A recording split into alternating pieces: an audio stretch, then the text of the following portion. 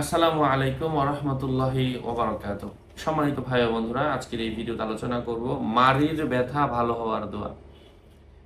সাথে আছি আমি মুফতি জুবাইর বিন ইমাম। আলোচনা বুঝতে সাথেই থাকবেন। যারা এখনো চ্যানেলটি সাবস্ক্রাইব করেননি, সাবস্ক্রাইব করতে ভুলবেন না। প্রত্যেক ভিডিওতেই বলি, ভেরিফাই চ্যানেলের ডেসক্রিপশন বক্সে ক্লিক করলে আমার পেজ এবং আইডি লিংক আসবে। এটা ছাড়া আলাদা অন্য কোনো পেজ নেই, আইডি নেই, ইমো নেই, হোয়াটসঅ্যাপ নেই, টিকটক নেই।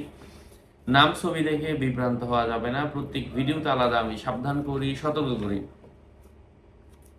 তো যাদের মাড়িতে ব্যথা, তারা তাদের মুখের মাধ্যমে প্রত্যেক দিন এই আয়াতটা যদি 127 বার করে পাঠ করে, যখনই ব্যথা হবে তখনই, এটা দিনেও হতে পারে, রাতেও হতে পারে, আল্লাহ সুবহানাহু ওয়া তাআলা আপনার মাড়ির ব্যথা দূর করে দিবেন ইনশাআল্লাহ।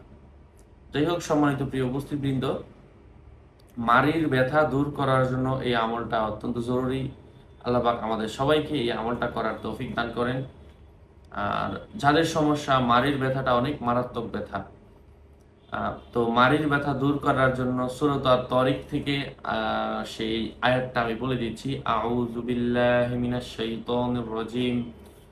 বিসমিল্লাহির রহমানির রহিম।